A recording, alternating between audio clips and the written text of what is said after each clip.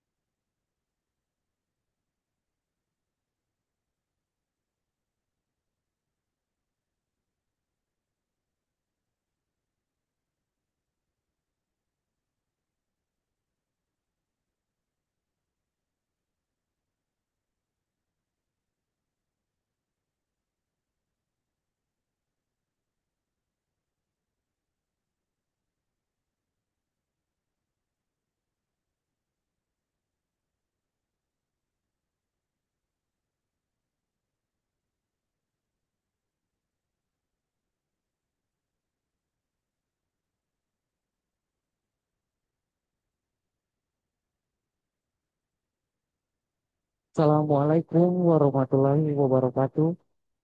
Shalom, salve, Om Swastiastu, Namo Buddhaya, salam kebajikan, salam sejahtera, dan salam siang. Dengan menghormati Bapak Doris Tubuh ini selaku Wakil Bintang 2 dan menghormati Ketua Politik Retro, Dr. Emido Magisi, SPNMI, dan menghormati Bapak Ibu dosen Teknik Elektro, serta mahasiswa dan seluruh peserta yang hadir pada kesempatan ini. Puji dan syukur kepada Tuhan Yang Maha Esa karena atas izinnya hingga pada hari ini kita dapat hadir pada. Perkenalkan, nama saya Nino yang akan memandu kuliah umum pada hari ini. Sebelum mulai kuliah ini kita pada hari ini, izinkan saya membacakan sejumlah acara pada siang ini. Yang pertama doa, yang kedua menyanyikan lagu bersuaranya, yang ketiga sambutan, yang keempat kita akan langsung ke materi, yang kelima sesi tanya jawab, yang keenam kita titik solusi itu. Sebelumnya saya mengundang saudara untuk berbicara.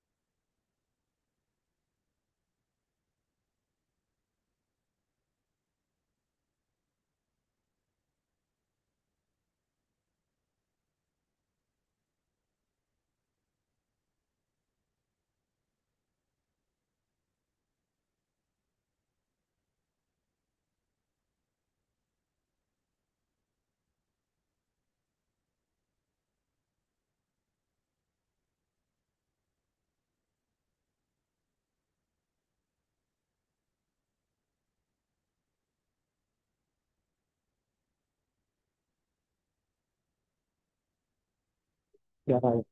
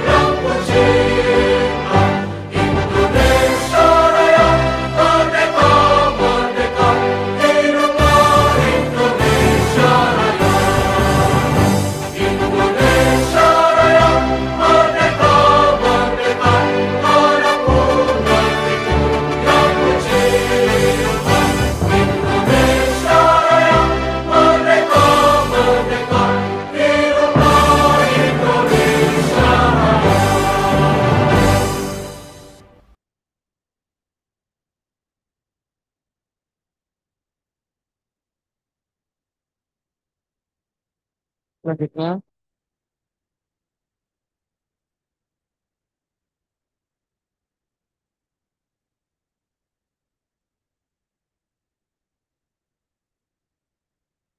selanjutnya mari kita dengarkan kata sambutan dari perwakilan AMNET, American Indonesian Exchange Foundation oleh Ibu Nikau Mariani.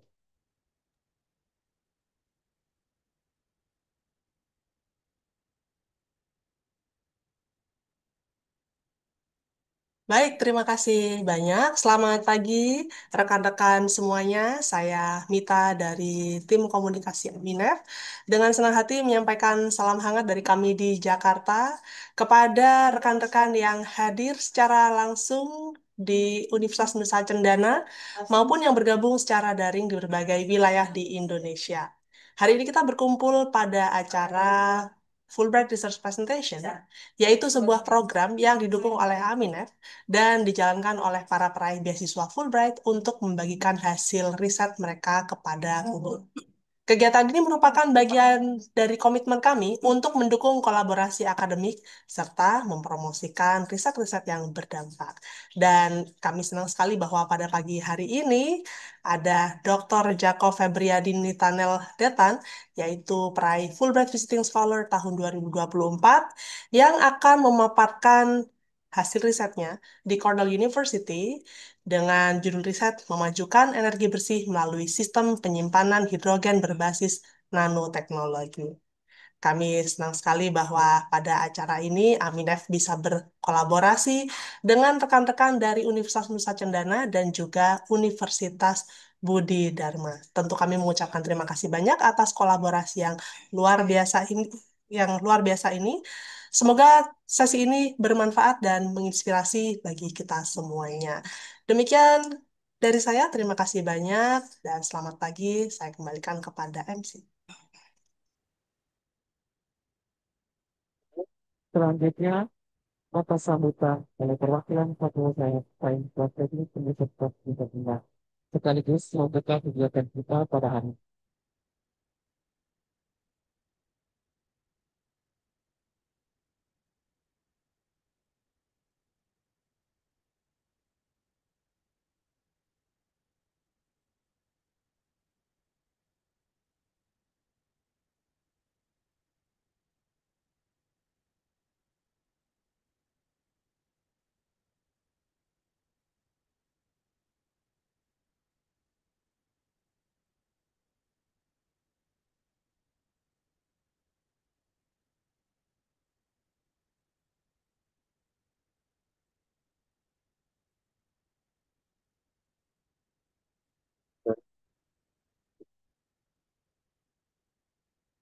Ya,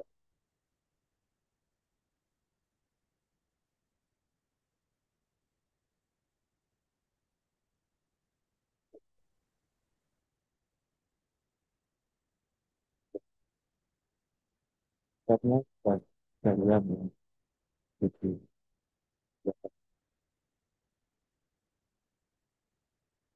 ya,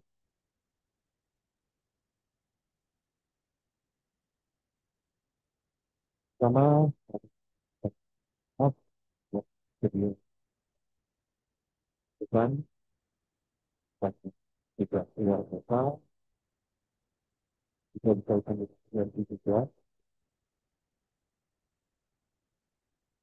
di Pulau hari Kamis minggu lalu dan dijadwalkan hari ini yang siang nanti mungkin juga di kita melakukan dan kita ada di tempat sehingga masukan kita satu waktu depan bisa dihadapkan. Siang hari ini dan juga memberikan sambutan lagi. Pertama-tama atas nama pimpinan fakultas kami mengapresiasi atas inisiasi baik dari program studi teknik elektro yang telah memfasilitasi kegiatan kuliah umum ini sehingga boleh terlaksana pada siang hari ini dengan baik. Kami sangat mengapresiasi kegiatan ini karena bukan hanya bermanfaat bagi mahasiswa, tetapi tentunya akan bermanfaat bagi program studi. Jika program studi ingin meraih akreditasi unggul, maka kegiatan bernuansa akademik dalam bentuk kuliah umum seperti ini harus terlaksana secara reguler.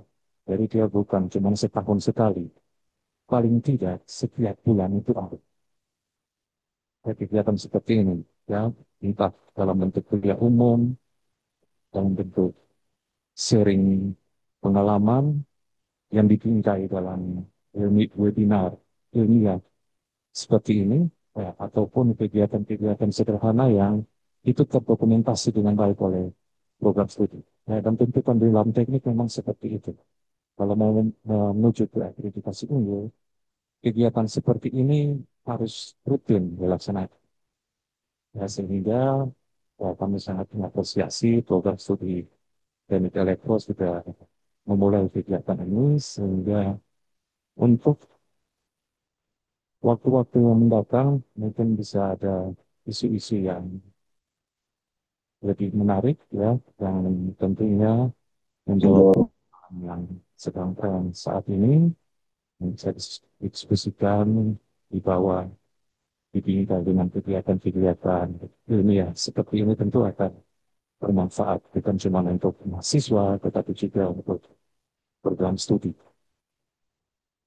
Berbicara tentang energi ini tentu hal yang sangat berkaitan erat dengan program studi teknik elektro. Ya, tentunya salah satu peminatan di elektro itu ada tentang kelistrikan juga, ya tentunya dengan sumbernya yang bermacam-macam, dan sekarang lagi tren itu, sekarang sudah bukan lagi trennya itu bersumber dari listrik, ya, mobil listrik, motor listrik itu sudah bukan trennya lagi. Sekarang itu trennya sudah kiblatnya itu sudah ke energi hidrogen, sehingga topik penelitian yang akan di-share oleh Bapak Dr. Jacob Gaetan ini sangat penting, dan tentunya ini akan memberikan wawasan baru ataupun menambah pemahaman adik-adik sekalian berkaitan dengan energi alternatif, khususnya yang berkaitan dengan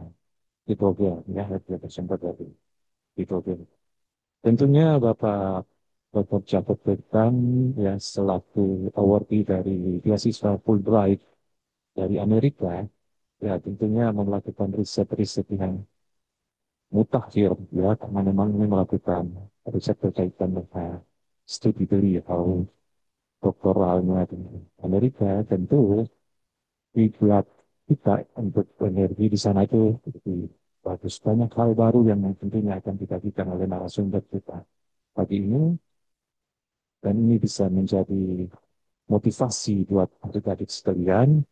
Mungkin ada yang tertarik untuk mengambil tugas akhir, mungkin secilnya saja, ya. Mungkin mendengar kata energi hidrogen saja mungkin eh, sudah mulai ragu-ragu atau sudah mulai takut, ya. Ya, paling tidak ada nuansa baru berkaitan dengan energi boleh menjadi yang boleh disentuh, ya, oleh program studi teknik elektro FST Indraina ini, sehingga mungkin, ya, untuk kawasan timur Indonesia ataupun di kawasan Nusa Tenggara Timur, program studi teknik elektro bisa menjadi pionir untuk menggelorakan riset-riset yang berkaitan dengan energi yang bersumber dari hidrogen. Ya, mungkin ini juga topik yang baik, yang bagus untuk Bapak Ibu dosen, dan juga kami berharap mungkin ini bisa ada tindak lanjutnya, yang mungkin ini kan ada dua lembaga juga antara Universitas Budi Dharma dan juga Universitas Nusa Cendana, mungkin bisa dipikirkan kolaborasi ke depan bentuk nyatanya seperti apa selain kuliah umum seperti tadi ini, ya mungkin ada pertukaran mahasiswa atau pertukaran dosen secara online, mungkin cukup mengajar sekian SKS, ya, atau mungkin ada riset bersama antara teknik elektro Undana dengan teknik elektro Budi Dharma. Tentunya kegiatan ini akan lebih bermanfaat dan akan lebih membawa dampak yang baik, khususnya bagi program studi teknik elektrik. Akhir kata, saya mengucapkan selamat mengikuti kegiatan kuliah umum ini, khususnya bagi adik-adik mahasiswa, baik dari Universitas Nusa Cendana maupun Universitas Budi Dharma. Semoga banyak hal positif, hal-hal bermanfaat yang berkaitan dengan energi baru terbarukan ini bisa mencerahkan pemahaman adik-adik sekalian sehingga ada kompetensi tambahan yang adik-adik bisa peroleh melalui kegiatan kuliah umum pada siang hari ini. Demikian sambutan yang bisa saya sampaikan mewakili Bapak Dekan dan atas izin Bapak Dekan dan juga seizin Bapak Ibu sekalian dan adik-adik sekalian di tempat ini dan juga di Universitas Budi Dharma, saya membuka kegiatan kuliah umum ini secara resmi. Wassalamualaikum warahmatullahi wabarakatuh. Salam, salve, Om Santi, Santi, Santi Om. Namo Buddhaya, salam kebajikan, salam sejahtera, salam sehat, salam bahagia untuk kita semua. Selamat siang. Terima kasih kepada Bapak Wakil Dekan 2 yang telah memberikan kata sambutan dan juga membuka kuliah umum kita pada hari ini. Selanjutnya kita akan masuk kepada sesi pemaparan materi oleh Bapak Dr. Jacob Priyadi Nitanel Deta dengan tema memajukan energi bersih dengan penyimpanan hidrogen berbasis nanoteknologi, dan saya juga mengundang Bapak Profesor Dr. Insinyur Haji Sudirman Syam ST MT IPM sebagai moderator pada sesi kali ini.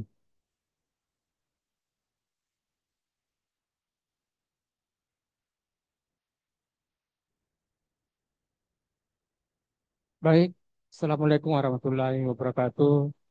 Halo, sampai nama budaya, salam kebajikan.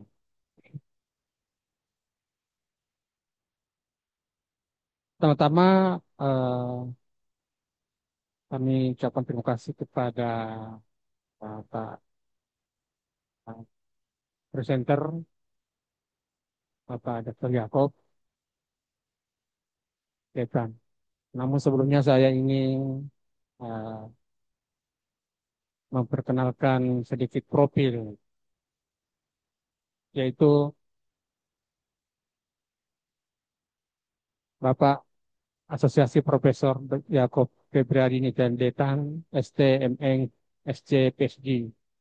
Beliau saat ini menjabat sebagai Wakil Dekan 3 Universitas Budi Dharma. Beliau ini punya uh, emosional dengan saya karena beliau ini adalah uh, bimbingan saya. Selamat ketemu Pak Dr. Yakob. Gimana? Bisa dengar suara saya? Siap, Prof. Sudirman. Terima kasih banyak untuk ilmu yang Jadi banyak yang saya beliau dapat ini dari Prof. alumni tahun 2011. Jadi kalau kita hitung-hitung sudah 14 tahun. Walaupun nggak pernah ketemu, tapi saya selalu sering kontak-kontak. Ya, saya kontak beliau uh, karena kami punya ada uh, jalur tersendiri. Kemudian S2 di University of Southern England di Australia. Kemudian S3 Monash University Malaysia, satu universitas yang cukup munafik ya. Uh,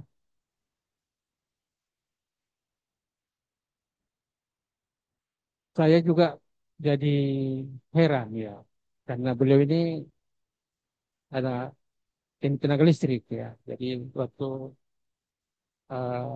ambil tugas saya itu adalah menyangkut elektronika daya. Ya, yang saya ingat ya, elektronika daya. Tiba-tiba ada loncatan ilmu, ambil nanoteknologi. Nanoteknologi ini suatu ilmu yang luar biasa. Dulu waktu saya ambil S3 di Brawijaya sempat terpikir saya mau ambil di bidang itu karena sangat bagus ya. Dan kebetulan di Brawijaya itu ada tiga program studi yaitu material, konversi energi, dan industri. Saya tertarik kemarin membaca-baca tentang nanoteknologi itu karena di bidang teknik listrik itu dari awal sampai sekarang itu belum ada perkembangan yang signifikan. Artinya kalau kita membangun suatu motor listrik itu untuk daya besar pasti besar. Ya. Tapi sekarang dengan membuat merancang mesin listrik yang nano dengan ukuran kecil itu yang kemarin menjadi tantangan saya mau beralih ke situ. Tetapi setelah saya lihat di Brawijaya tidak ada fasilitas, jangan-jangan saya nanti ambil S3 itu bisa sampai DO. Akhirnya saya lari ke konversi energi. Jadi ada mahasiswa ini suatu peluang untuk bisa didengarkan dan apa namanya, atau nanti di sini ada yang bisa lebih mengembangkan itu. Karena sekarang teknologi sudah eh, masuk ke ranah ke listrik, seperti sudah ada kabel daya nano yang sudah dikembangkan oleh UGM. Sekarang ada motor-motor listrik itu menyusui jantung, nano. Nano itu kecil sekali ya. Maka saya heran kok bisa Pak Yakob ini bisa lari ke sana ya. Cukup saya bangga kadetan Pak Yakob. Dulu kita panggil Pak Yaki. Ya. Baik untuk mempersingkat waktu karena saya lihat materinya cukup banyak ya. Jadi hari ini kita akan mendengarkan satu paparan dari Pak Yakob memajukan energi bersih dengan penyimpanan hidrogen berbasis nanoteknologi. Nah, sedikit saya menggambarkan bahwa sekarang sudah ada perkembangan mobil hidrogen. Namun kalau kita lihat hidrogen itu kan penyimpanan. Dan sekarang sangat besar ya. Jadi mobil sekarang itu penyimpanan besar. Nah, dengan adanya berbasis nano, bisa saja dia kecil tapi energinya tinggi. Nah, ini yang dikembangkan mungkin mau kita dengarkan hasil penelitian dari Pak Yakob ini. Nah, semoga bisa memberikan uh, apa namanya tambahan ilmu untuk adik-adik mahasiswa yang sementara berjalan ini. Baik, uh, Yakob untuk mempersingkat waktu saya mempersilakan untuk mempresentasikan uh, paparannya. Silakan. Terima kasih banyak Prof. Sudirman untuk introduction yang sudah diberikan. Saya sangat bersyukur untuk kesempatan bisa belajar banyak dari Prof. Sudirman dulu. Salam juga untuk Ibu Sri. Saya juga mau menuturkan salam dulu sebelum saya memulai. Salam untuk Pak Wakil Dekan, Pak Dr. Erik, ini juga dulu mentor saya di Padus Undana. Terima kasih sudah menyambut saya. Juga Dr. Almido Ginting, Kaprodi Teknik Elektro. Terima kasih atas tanggapan yang sangat positif ketika saya menawarkan kegiatan ini. Kemudian dukungan dari Ibu Erlan yang juga sangat signifikan, adik-adik mahasiswa. Terima kasih untuk kerja kerasnya. Juga saya mengucapkan terima kasih untuk Aminef, Bu Mita yang memberikan kesempatan buat saya yang untuk berbagi apa yang sudah saya pelajari. Kemudian terima kasih juga untuk rekan-rekan Universitas Budi Dharma, Ibu Jenny dan teman-teman yang juga selalu mendukung saya. Baik, saya langsung saja memulai share materi saya.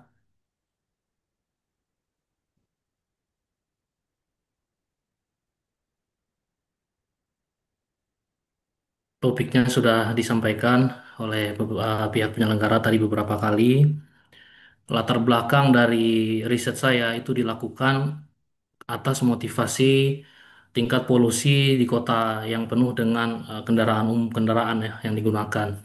Nah, di sini kita bisa lihat emisi karbon dioksida Indonesia berdasarkan data dari World Bank itu mengalami peningkatan ya dengan berjalannya tahun ya itu emisi karbon dioksida itu mengalami peningkatan. Dan ini juga merupakan salah satu topik hangat yang diperbincangkan waktu debat Pilpres yang lalu. Kepala calon kepala negara kita, ya capres kita berdebat apa yang menyebabkan polusi Jakarta ya, misalnya seperti itu. Nah, kalau dilihat dari studi yang dilakukan oleh tim di ITB, itu sebenarnya sudah terlihat alasan utama kenapa Jakarta itu highly polluted ya, jadi eh, udaranya tidak sehat ya, termasuk kota-kota satelit yang mendukungnya. Nah, ini dilakukan studi pada saat wet season Oktober sampai Maret dan juga dry season Juli sampai September oleh tim dari ITB. Dan di sini mereka menyimpulkan bahwa kontributor utama dalam polusi udara itu disebabkan oleh kendaraan bermotor. Ya, jadi ini eh, penyebab utamanya, baik itu mobil maupun motor. Ya, kemudian baru diikuti oleh pembakaran batu bara, ya, construction dan sebagainya. Tetapi kalau kita lihat dalam dry season itu bahkan bisa mencapai 57% itu disebabkan oleh kendaraan bermotor, mobil ataupun motor yang digunakan di ibu kota kita ya di Jakarta. Nah, bagaimana dengan negara lain? Masalahnya juga sama. Ya, misalnya ini kalau kita lihat di Australia, Australia ini transport sektor ini adalah second largest source dari greenhouse gas pollution. Jadi ini juga merupakan isu penting eh, bagaimana kita mengurangi emisi ini, emisi CO2 ini dengan mengembangkan teknologi yang ramah lingkungan dari sisi transportasi. Nah, ini ada beberapa solusi yang kita bisa lihat. Kalau kita bandingkan tipe teknologi yang ada, ya tentunya yang paling tidak ramah lingkungan adalah mobil petrol ya atau diesel ya berbahan bakar minyak yang saat ini masih mayoritas digunakan di Indonesia. Kemudian sudah mulai diperkenalkan mobil listrik konvensional yang biasa berbasis baterai saja. Kemudian yang saat ini ya sedang booming yaitu bagaimana kita mengembangkan hydrogen fuel cell vehicle. Nah, kalau ini kita lihat perbandingannya di sini, apa keuntungan dari menggunakan mobil hidrogen? Keuntungannya terletak dari kita punya waktu pengisian bahan bakar yang sebanding dengan mobil berbasis bahan bakar minyak.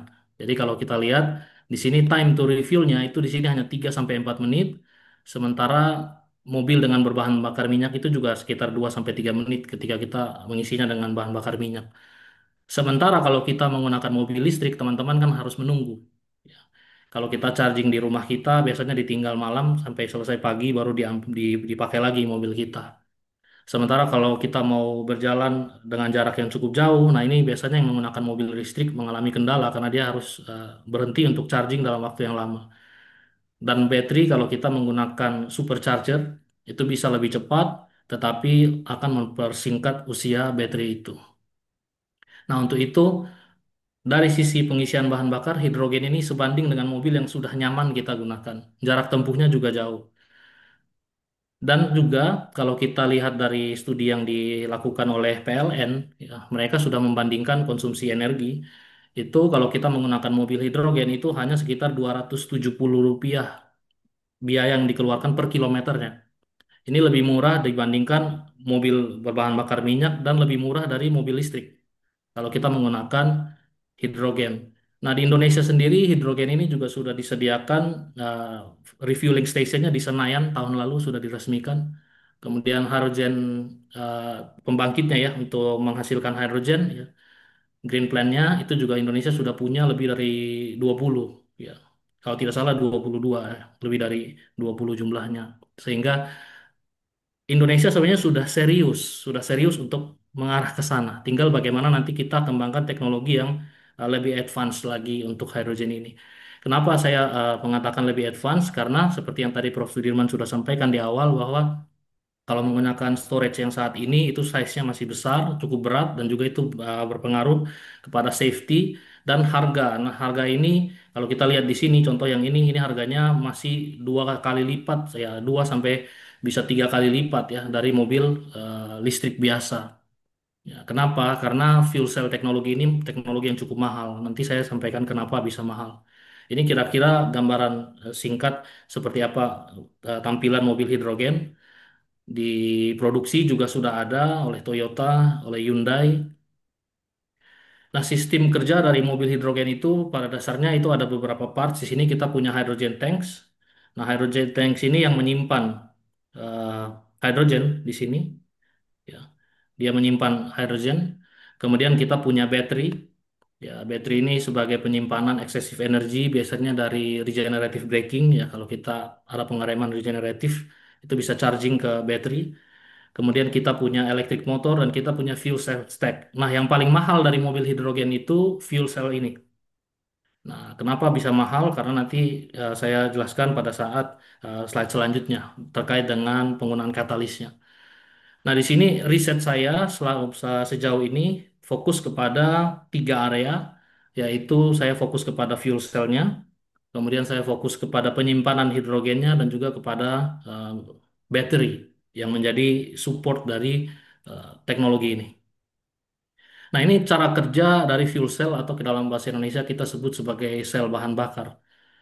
Pada dasarnya yang menyebabkan fuel cell ini mahal karena katalis yang ditempatkan di sisi sini ya ini menggunakan material sorry.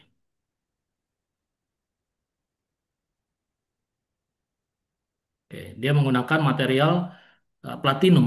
Ya, platinum ini eh, cukup mahal ya dikata sehingga menyebabkan harganya bisa sangat tinggi sehingga teknologi ini kenapa kita penting untuk melakukan riset untuk mengurangi ya kadar platinum itu sehingga dengan menggunakan material nano biaya dari fuel cell ini bisa berkurang.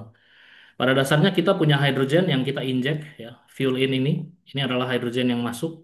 Kemudian di sini kita akan split dia menjadi H plus ya, jadi proton. Kemudian H plus ini yang bergerak di dalam membrannya, di dalam membran dari sisi kiri ini ya ke kanan bergerak anoda ke katoda. Dan di sini kemudian akan bergabung dengan oksigen yang dari sisi kanan, air in, sehingga emisi yang dihasilkan itu bukan karbon dioksida, tapi ketika H plus ketemu dengan O2 yang di eject adalah air. Ya, jadi kalau kita pakai mobil ini, kita bukan mengeluarkan asap, tapi kita mengeluarkan air. Ya, sangat ramah lingkungan. Dan ini elektron kemudian bergerak ya dari eh, rangkaian di luar untuk mengalir berupa arus listrik yang mengalir. Nah, prinsip kerja ini juga saya analogikan sama dengan mirip dengan baterai. Karena nanti saya akan mulai hasil saya dari baterai dulu. Ya, dengan baterai, ya misalnya kita punya lithium ion, itu juga sama. Kita punya Li Li plus ion yang nanti tapi dia tidak berupa katalis ya.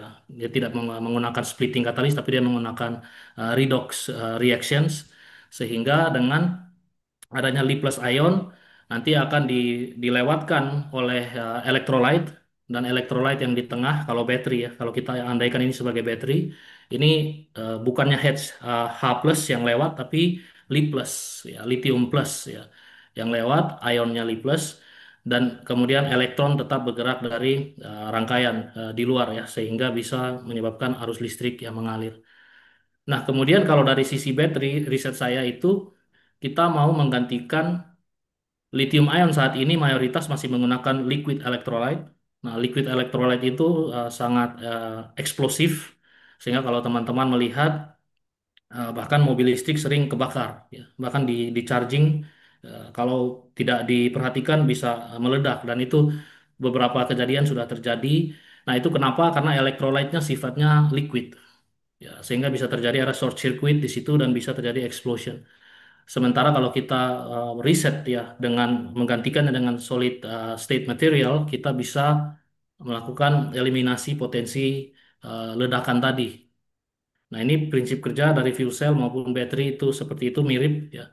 Nah, kemudian dari sisi penyimpanan hidrogen ya tadi yang Prof. Sudirman sampaikan, kita punya tank kalau yang normalnya itu bisa seperti ini. Nah, kalau kita perhatikan ini high pressure tank. Ini dari steel dan ini tekanannya tinggi sekali, yaitu 700 bar. Nah, kalau kita lihat ban mobil kita, jadi ada gambaran ya, mobil atau motor kita kan rata-rata kalau kita ngisi angin ya, itu tekanannya sekitar 30 sampai 33 psi. Nah, ini sebanding hanya dengan nilai 2 sampai 2,2 bar. Ya, jadi kalau tekanan ban mobil atau motor kita hanya 2 sampai 2,2 bar, ya tekanan di tangki hidrogen yang dari steel seperti ini itu sangat tinggi, 700 bar. Ya, ratusan kali lipat, sehingga kenapa ini bisa meledak? Ya, kalau orang takut menggunakan hidrogen itu karena kecenderungan ledakan itu bisa terjadi di storage-nya. Kalau baterai itu dari sisi elektrolitnya yang liquid, kalau hydrogen itu dari sisi storage-nya. Nah, solusi alternatif saat ini yang sudah ada, yaitu seperti teknologi yang dipakai di Toyota Mirai, ya, Hyundai Nexo. Nah, itu mereka kan menggunakan physical base, dan ini biasanya mereka menggunakan carbon fiber. Sehingga storage-nya tidak dari steel, tetapi dari material yang lebih ringan dan lebih kuat. Ya, ini saat ini yang sudah beredar di teknologi mobil hidrogen seperti itu. Nah, untuk masa depan, disinilah yang saya lakukan berdasarkan material base. Kalau kita menyimpan hidrogen, dan dari 5 ya opsi yang ada, saya fokus kepada yang adsorbent. Jadi saya menyerap atom atau molekul hidrogen di permukaan dari material, nanomaterial, sehingga kita bisa rilis hidrogen itu ketika kita ingin menggunakannya. Nah, ini salah satu metode masa depan yang sekarang kami lagi pelajari dan kami publikasikan dalam pekerjaan-pekerjaan kami. Nah, untuk adik-adik yang masih baru, apa itu nanoteknologi ya? Kalau kita bayangkan ya, ukuran sehelai rambut manusia itu berukuran dari 60 sampai 120 micrometers. Itu sehelai rambut manusia. Nah, nanoteknologi ini 10 pangkat minus 9 meter. Dia jauh lebih kecil dari virus dan dari sel darah merah. Sehingga kita tidak bisa melihat nanoteknologi ini dengan kasat mata, tidak kelihatan. Kita perlu eh, mikroskop untuk bisa melihatnya. Tetapi kenapa material ini sangat menarik? Karena dengan skala yang kecil ini, tapi dia mempunyai karakteristik yang luar biasa. Contohnya tensile strength-nya ya. Kekuatan tarik dari nanomaterial ini ratusan kali lebih kuat daripada besi baja. Jadi ukurannya boleh kecil, tapi kekuatannya jauh lebih kuat dari material yang saat ini kita gunakan secara umum seperti besi baja. Dan masih banyak aplikasi menarik dari nanoteknologi. Contohnya dalam bidang power engineering ini saya sampaikan untuk memberikan gambaran untuk adik-adik mahasiswa. Contohnya kita punya transistor, yaitu bisa dengan menggunakan nanomaterial ya, PNP, NPN seperti ini, atau kita juga bisa menggunakan saat ini third generation solar cell ya, photovoltaic cells. Nah, ini sudah menggunakan material nano di generasi ketiga. Sebelumnya thin film di generasi kedua, dan masih banyak kita punya aplikasi seperti superkapasitor, trafo untuk minyaknya, untuk kabel ya, untuk kabel listrik seperti yang tadi Prof. Sudirman sudah sampaikan. Dan untuk riset saya di Cornell University itu saya fokus ke kinetics measurements. Dan sebelumnya saya juga sudah melakukan studi untuk dua bidang yang lain, yaitu thermal properties measurement dan mechanical properties measurement. Ya, kinetics measurement yang akan saya presentasikan dulu. Nah, ini semua saya pelajari kenapa atas rekomendasi dari Departemen Energinya Amerika Serikat atau US DOE. Nah, kalau kita belajar di mata kuliah teknik tegangan tinggi, pastikan kita sudah belajar terkait material itu harus memiliki kemampuan daya antar panas yang baik, thermal conductivity yang bagus sehingga tidak terjadi lokalisasi panas. Atau isolator kabel yang bagus harus memiliki tensile strength yang juga bagus sehingga tidak mudah breakdown. Nah, itu kan terkait dengan apa yang saya pelajari ini aplikasinya dari sisi nano. Nah, riset yang dilakukan di Cornell University ini didorong oleh penemuan sebelumnya oleh tim kami yang melakukan penemuan material baru. Material baru yang kita sebut dengan fused microcycle cage molecules. Dan ini memiliki ion conductivity yang tinggi, yaitu 8,3 kali 10 pangkat minus 4 Siemens per centimeter. Ini nilai yang tinggi dengan concentrationnya 0,04 molar. Nah, ini secara eksperimen sudah dilakukan sehingga saya mempelajari secara simulasi bagaimana jika kita expand scope-nya, tidak hanya dengan satu konsentrasi, tapi bagaimana dengan berbagai konsentrasi, dengan berbagai temperatur, ya, kemudian ketebalan kalau digunakan sebagai electrolyte. Nah, ini topiknya yang saya ambil di Cornell University, yaitu bagaimana kita bisa mendeteksi lithium ion transport dari uh, fused microcycle cage molekul ini. Nah, di sini ini strukturnya seperti ini. yaitu kita construct dia dengan dimensions 45,6 sekian angstrom untuk length di sumbu X, kemudian 31,19 angstrom untuk width di sumbu Y, kemudian untuk thickness-nya di Z direction di sini yaitu 47,7 angstrom. Nah, di sini kalau kita lihat tipe-tipe atom yang digunakan apa saja. Nah, ini atom yang berwarna merah itu adalah atom oksigen, kemudian yang berwarna biru tua itu nitrogen, kemudian yang berwarna biru muda atau cyan di sini adalah karbon, kemudian yang berwarna putih ini adalah atom hidrogen, kemudian lithium di sini yang berwarna kuning, dan F di sini fluorine. Ini tampilan dari atas, yang tadi dari depan, yang ini dari atas. Kalau kita lihat struktur molekul yang dibentuk untuk material ini, di sini saya mempelajari nanti bagaimana atom ini bergerak ya, melintasi material ini yang ketika digunakan sebagai elektrolit padat untuk lithium ion battery. Kemudian juga saya bandingkan kondisinya jika di submerge dengan metanol. Jadi kita kalau penuhi ya box simulasi ini dengan molekul metanol, kita mau melihat dampak apa yang terjadi dengan pergerakan atom lithium. Untuk proses simulasinya seperti ini dilakukan, yaitu kita berbasis reactive MD simulation, diawali dengan tahapan equilibration, di sini dengan NVT ensemble di 300 Kelvin untuk selama 1 nanosecond. Kemudian untuk production pace-nya juga kita sama, skema yang sama, tetapi kita eh, apply well-tempered metadynamics.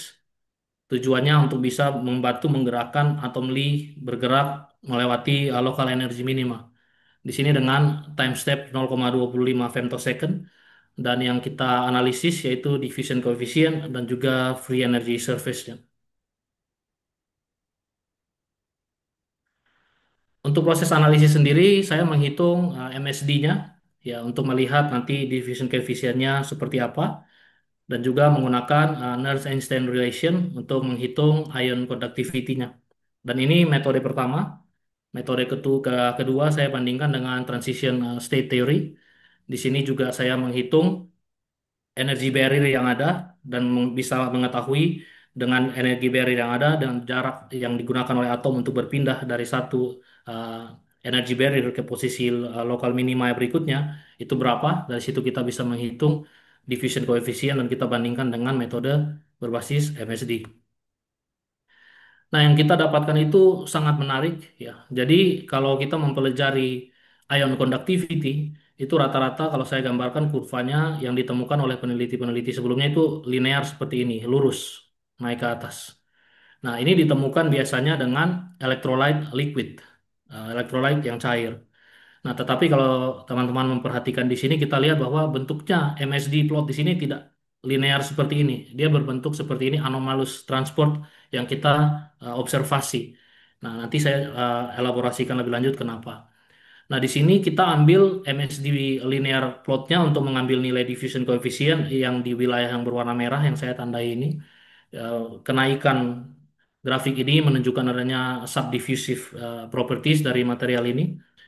Dan juga sebelumnya kami secara eksperimen itu menemukan ion conductivity-nya itu 8,3 kali 10 pangkat minus 4 Siemens per sentimeter dengan concentration 0,04 molar.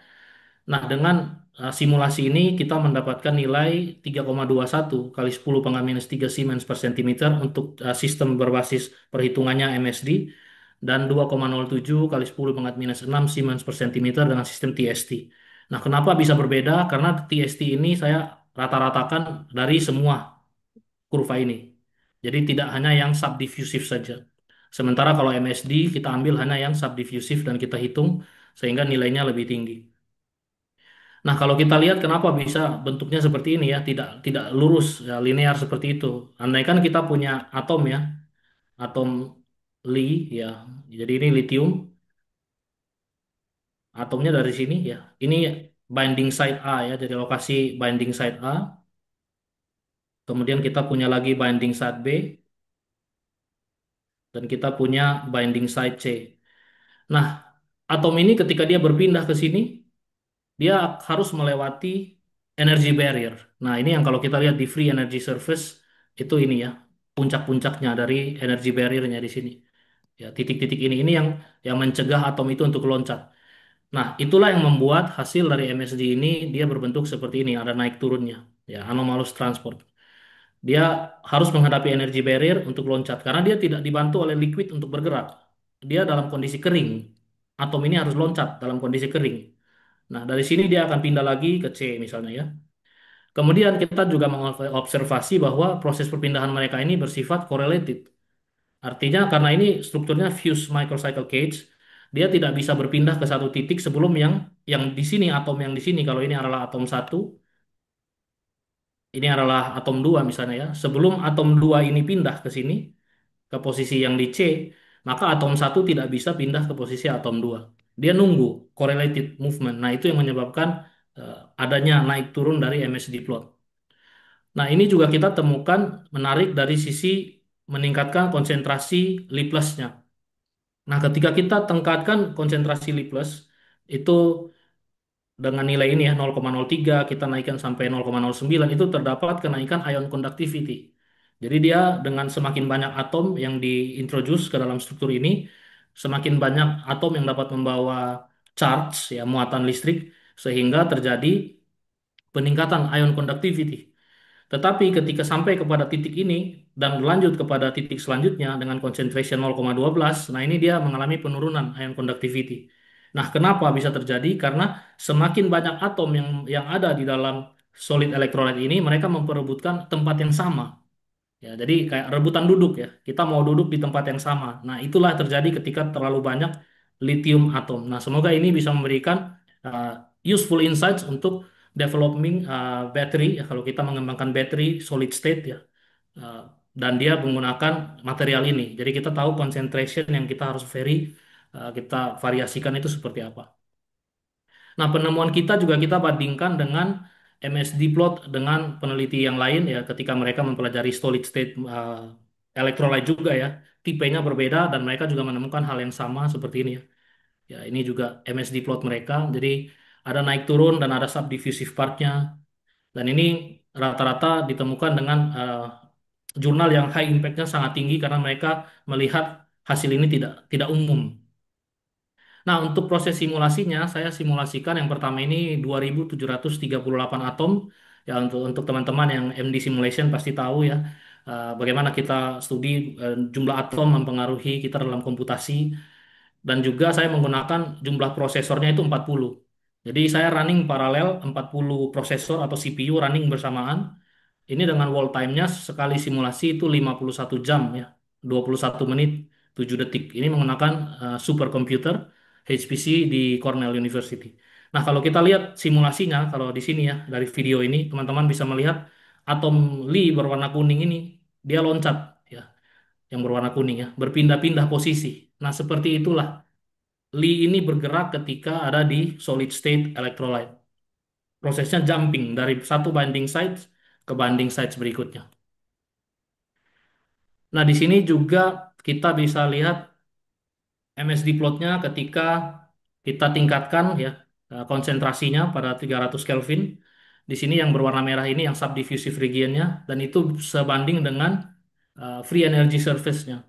Jadi kalau di sini kita ambil subdiffusive part-nya di sini, ya kita lihat bahwa di sinilah terjadi energi paling minim ya, energi barrier-nya. Di sinilah atom itu loncat dengan bebas. Ya, area-area ini dia masih mengalami hambatan tinggi dalam proses ion movement-nya. Kemudian yang ini, ya yang merah ini juga ini sebanding dengan wilayah yang ini. Kemudian yang ini, kalau kita bandingkan juga sebanding dengan yang ini. Jadi dalam simulasi kita bisa bandingkan hasil kita seperti apa dengan analisis yang lain. Sehingga analisis free energy surface ini mendukung hasil MSD calculation yang kita lakukan. Nah, dari sisi temperatur ketika kita variasikan temperatur, ini juga menarik kita mendapatkan eh, dampak positif ketika kita menaikkan temperatur dari 300 sampai 400 Kelvin. Nah, di sini ion conductivity meningkat ya, karena atom didukung oleh energi eksternal, temperatur yang naik. Atom bergerak dengan lebih mudah. Ya, tetapi ketika dia mencapai 450 Kelvin, Nah, di sini dia drop. Ya, jadi kenapa bisa drop? Nah, karena adanya deformasi. Struktur dari kristal ini mengalami deformasi di 450 Kelvin. Adanya deformasi tentunya menjadi hambatan jalur binding size dari atom itu berubah sehingga dia tidak bergerak dengan semestinya. Nah, ini sangat penting dalam thermal runaway management dari baterai, sehingga kalau kita mau mengatur suhu baterai agar tidak terjadi masalah panas, ya kita harus tahu suhu maksimal dari material yang kita gunakan sebagai elektrolit padat, itu dia maksimal bisa dipakai temperatur berapa. Nah, dengan simulasi MD simulation ini, kita nggak perlu capek-capek di eksperimen mengukur temperatur, kita simulasikan, kita bisa tahu berapa temperatur maksimalnya. Kemudian di sini kalau 500 Kelvin saya naikin lagi temperaturnya menjadi 500 itu dia total ya, totally collapsing ya. Jadi dia collapse secara total ya. Kalau teman-teman lihat bentuknya sudah tidak lagi seperti bentuk awal ya, totally deformed ya. Ini dari sisi front view, kemudian ini dari sisi top view-nya. Bentuknya sudah mencair ya. Kita sebut dengan melting temperature. Kemudian kita juga bandingkan bagaimana ion conductivity dari material ini ketika disubmerge dengan metanol. Ya, metanol ini memberikan dampak yang sebanding itu hanya pada saat low concentration, tetapi ketika kita menaikkan concentrationnya semakin tinggi, ya metanol ini justru memiliki dampak negatif terhadap ion conductivity. Jadi material ini lebih baik digunakan secara solid, kondisi kering. Kalau kita apply metanol sebagai liquid di situ, dia melakukan disrupsi ya, terhadap jalur perpindahan atom dari Li, karena atom Li itu tergantung dari binding sites tadi. Dari setiap binding sites, kalau ada liquid itu menjadi terdistorsi sehingga dia tidak bisa menemukan jalur yang efisien. Dan ini bentuknya seperti ini. Kita dapat juga clustering ya. Jadi dengan adanya metanol, dia mendorong atom-atom Li ini untuk grouping ya, untuk dia menjadi bergerak berdekatan seperti ini. Ini kan menghambat menghambat Li dalam bergerak. Ya, ketika dia membentuk pasangan-pasangan seperti ini, dia tidak bergerak satu persatu yang lancar ya, karena adanya metanol tadi. Nah, ini simulasi ketika dengan metanol seperti ini 7.544 atom masih sama dengan 40 CPU. Ini voltanya sangat lama, yaitu 216 jam ya, 22 menit 59 detik. Jadi satu simulasi membutuhkan waktu yang lama walaupun sudah menggunakan 40 CPU secara paralel. Kemudian dari sisi thickness ketika saya menambah ya panjang dari ketebalan electrolyte ini, itu juga ada dampak terhadap diffusion koefisiennya. Semakin panjang ketebalannya ya. Jadi semakin tebal, maka diffusion koefisiennya berkurang. Ya, alasannya adalah ketika kita plotting free energy surface ini kita bisa lihat bahwa jarak yang ditempuh oleh atom ketika ketebalannya meningkat itu semakin bertambah. Ya, dari sini eh, lebih dari 6 ya. Ini hampir mencapai 10 jaraknya ya. Ini lebih dari 10. Ya. Sama seperti manusia ketika kita berjalan lah. Misal kita punya jalan highway seperti ini. Kalau jalurnya pendek, kita bisa cepat ya mencapai tujuan kita. Tetapi kalau jalurnya kita tambahkan ketebalan daripada elektrolit ini kan artinya panjang jalur di mana litium ini harus bergerak. Nah, semakin tebal lintasannya, maka semakin banyak variabel-variabel yang mengganggu elektrolit itu, mengganggu litium atom ini dalam bergerak, sehingga mengurangi diffusion koefisiennya. Nah, ini penemuan dari sisi thickness. Nah, kita pindah sekarang ke bagaimana tensile properties dari carbon nanotube. Tadi material kristal yang tadi, fused microcycle. Nah, sekarang ini CNT. Saya study dari sisi storage-nya, dan juga ini bisa digunakan untuk proses katalis jika menggunakan CNT. Kita tempatkan hidrogen ya, molekul hidrogen di dalam CNT, kemudian kita lakukan proses tensile deformation di sini. Nah, di sini kami temukan bahwa dengan meningkatkan presentasi hidrogen ya, jadi penyimpanan hidrogen kita naikkan, itu material ini menjadi semakin lemah. Ya, kenapa? Karena hidrogen itu adalah gas. Jadi ketika ditempatkan di dalam tabung seperti ini, gas ini cenderung ingin bergerak keluar. Ya. Dan ketika kita subjek ke tension, ya kita tarik dua arah seperti ini. Nah, gas yang di dalam CNT ini membantu proses deformation sehingga dia menjadi lebih lebih lebih lemah dengan adanya hidrogen ini. Nah, tetapi menariknya ketika kita kompres dia dengan compression ya material ini dampak sebaliknya yang kita temukan yaitu kita dapat peningkatan force-nya di sini. Kenapa? Karena gas tadi kalau kita punya balon ya kita masukin gas, kita kompres ada resistansi di situ. Nah, ini juga sama. Dalam nano pun itu kita kita bisa observasi.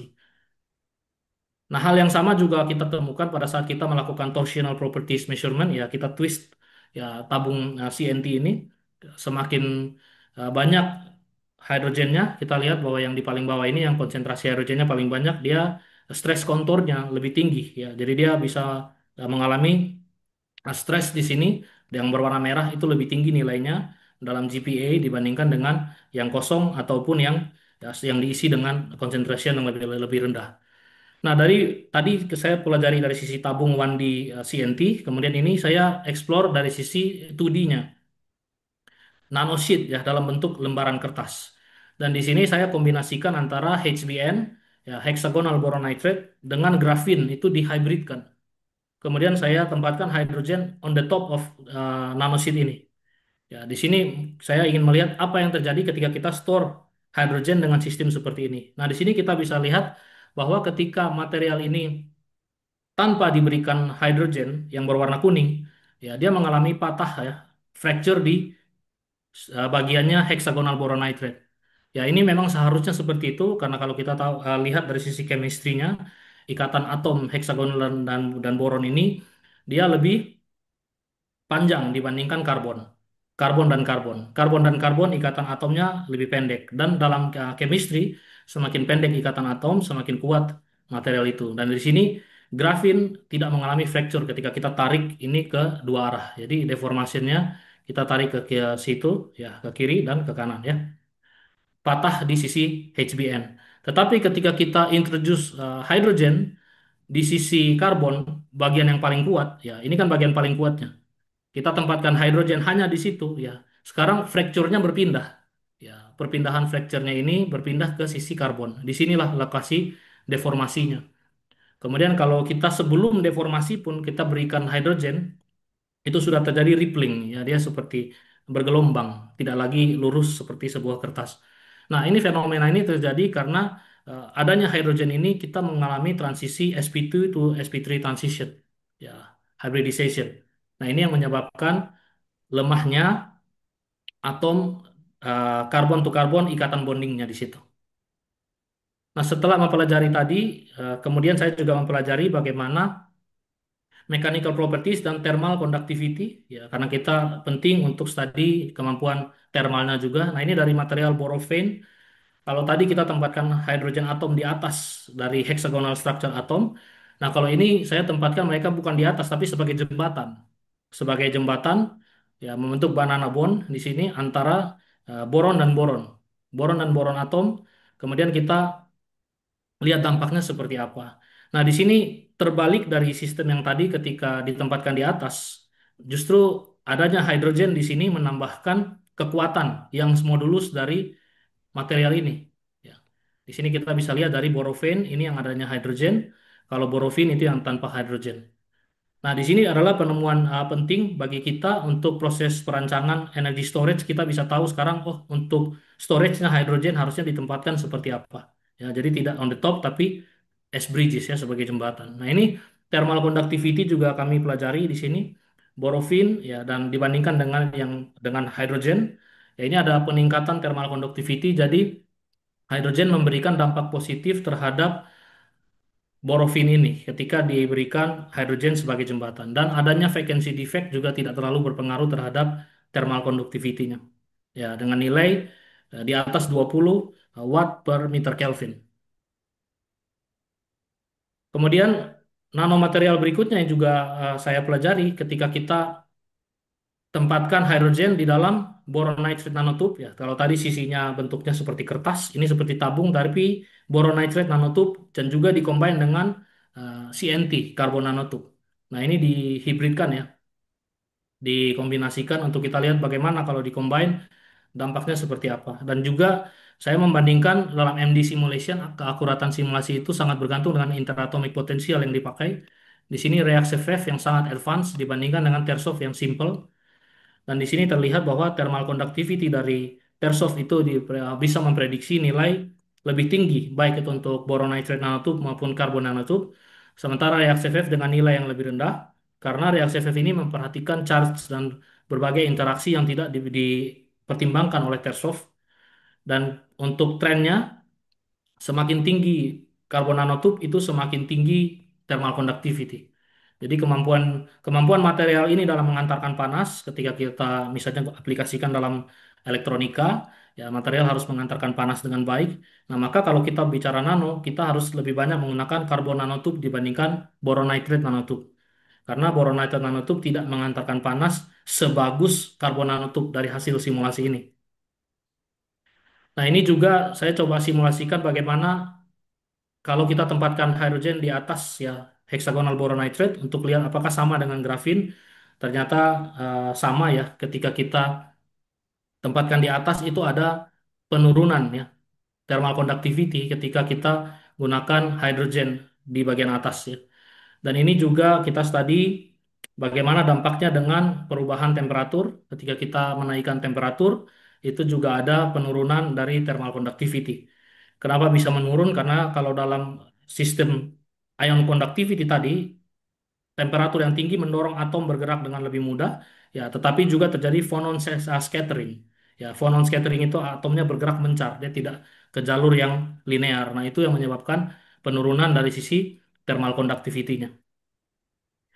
Nah, kalau dari sisi mechanical strength-nya, kami pelajari juga ini bagaimana kalau kita ambil atom-atom tertentu, ya misalnya kita ambil atom boron, atom nitrogen, kemudian kalau kita construct defect secara ini ya, eh, garis lurus ya, kemudian ini secara diagonal ya. Nah, kemudian kita melihat bagaimana dampaknya terhadap deformasi ya. Itu juga kita studikan ya.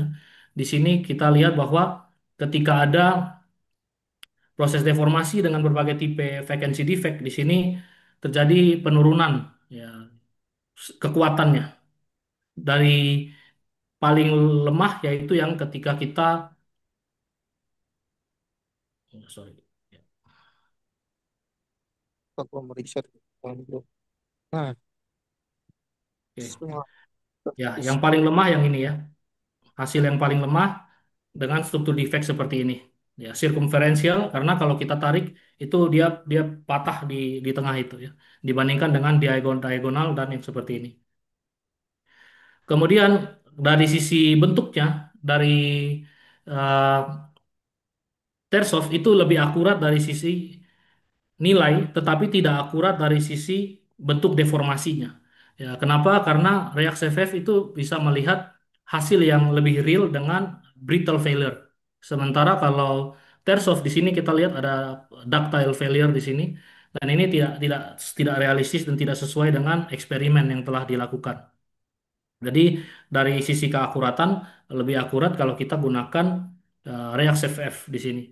Ini juga kita bandingkan bagaimana ketika kita tingkatkan panjang dari tube ya dari tabung itu dengan studi sebelumnya ada studi yang menemukan tabung hasilnya jadi naik ya kalau semakin tinggi tabung, tetapi ada juga yang eh, menemukan bahwa dengan menaikkan tabung panjangnya ya, maka tidak ada dampak yang signifikan perubahan seperti yang berwarna biru ya. Tetapi kalau kami temukan ada kenaikan sampai ke sekitar 75 angstrom. Setelah itu ketika ditingkatkan baru dia mengalami kestabilan nilai di situ. Nah, ini ketika kita bandingkan yang pristine dengan ketika ada vacancy ya boron, nitrogen dan juga yang tadi kita namakan DBN 1, 2 dan 3 itu ya adalah konfigurasi eh, defect yang dari sisi tiga yang berbeda tadi. Nah, ini secara jelas ditampilkan bahwa dengan naiknya temperatur semuanya juga turun. Ya, kekuatannya baik shear modulus ya, kekuatan compressionnya, kekuatan tensionnya itu semua turun dengan dinaikkan temperatur yang ada. Kemudian ini yang juga menarik yang kami temukan ketika kami ambil nitrogen ya, kita ambil atom nitrogen satu saja itu memberikan dampak kepada area ini. Ya. Sementara kalau kita ambil satu atom boron yang terdampak hanya ini yang mengalami perubahan. satu atom karbon seperti ini. Ya, ini yang menyebabkan kenapa ketika atom nitrogen diambil itu dampaknya sangat signifikan terhadap kekuatan dari nanomaterial ini. Nah, jadi kalau kita menggunakan nanomaterial tipe ini, kita harus menghindari vacancy defect kalau yang hilang adalah nitrogen. Di sini juga kita bandingkan kemampuan reaksi F dan Tersov dalam deformasi. Reaksi F bisa menunjukkan brittle failure, eh, tepat di bagiannya boron nitrate dengan ikatan bonding yang lebih panjang. Sementara Tersov justru dia failure-nya di sini dan ini sifatnya ductile, ya tidak akurat sehingga reaksi F ini juga kami rekomendasikan untuk proses simulasi deformation. Nah, ini kami gunakan terus sampai saat ini. Nah, ini kalau kita lihat dia konsisten ya dari sini sisi boron nitrate yang selalu terjadi deformasi. Baik itu di tengah ketika boron nitrate ditempatkan atau ketika boron nitrate itu ditempatkan di ujungnya, both ends-nya. Kemudian kalau kita subjek dengan hydrogen, Tersov ini kita kombinasikan dengan Eribo dan Lennard-Jones karena dia tidak bisa mendeskripsikan long range interaction. Sementara reaksi FF itu satu potensial saja bisa menjelaskan short range, long range semuanya bisa. Dan di sini ada deformation yang terjadi dengan rupture ya. Kita bisa lihat hydrogen itu bisa escape. Nah ini Tersov ketika dikombinasikan dengan Eribo dan Lennard-Jones tidak bisa mendeskripsikan itu ketika compression. Dari sini kita bisa melihat bahwa reaksi FF juga lebih baik dalam menjelaskan interaksi hidrogen dan nanomaterialnya. Dan ini ketika kita tingkatkan hidrogen, kita bisa lihat bahwa stresnya itu meningkat dengan semakin tinggi hidrogen di dalam nanomaterial ini. Saya rasa sekian dari saya dan terima kasih untuk kesempatan yang diberikan.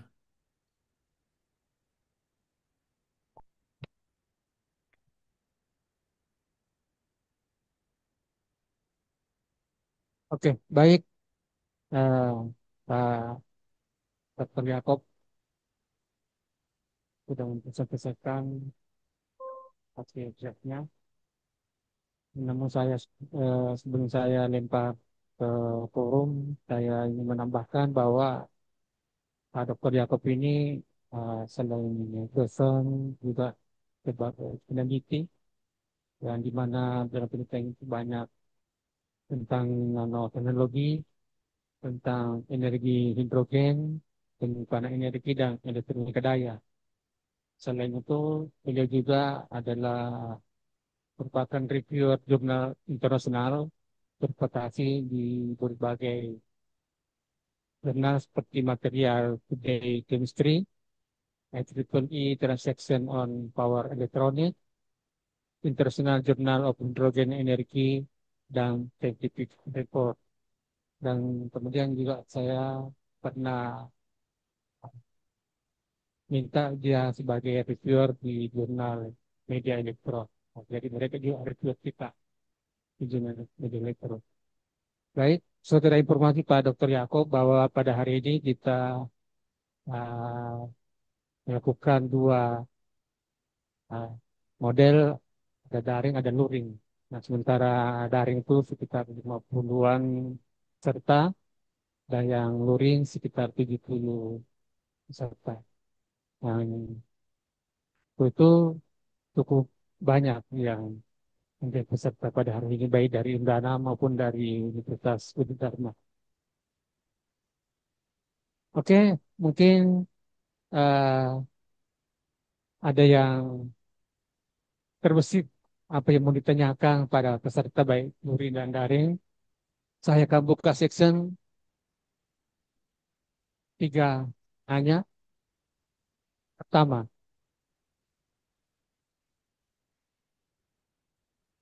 saya persilakan dulu untuk yang hadir di ruangan ini, baru saya ke yang daring. Atau yang kalau daring silahkan raise hand supaya kita bisa tahu siapa yang mau bertanya. Oke, saya persilakan.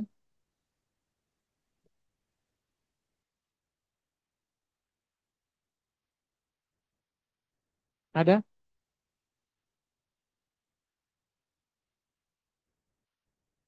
Ya, ada satu. Silakan sebut nama dan macam silakan. Cik. Oke, baik. Terima kasih atas waktu dan kesempatan yang diberikan kepada saya. Perkenalkan, nama saya Simon Jurumana dari program studi Teknik Elektro. Dari tema di atas, yaitu memajukan energi bersih dengan penyimpanan hidrogen berbasis nanoteknologi. Akan menjadi pertanyaan saya adalah, seberapa realistiskah penggunaan penyimpanan hidrogen berbasis nanoteknologi dalam kendaraan umum dan dalam 10 sampai 20 tahun ke depan? Dan apa faktor yang paling menentukan keberhasilannya? Sekian dan terima kasih.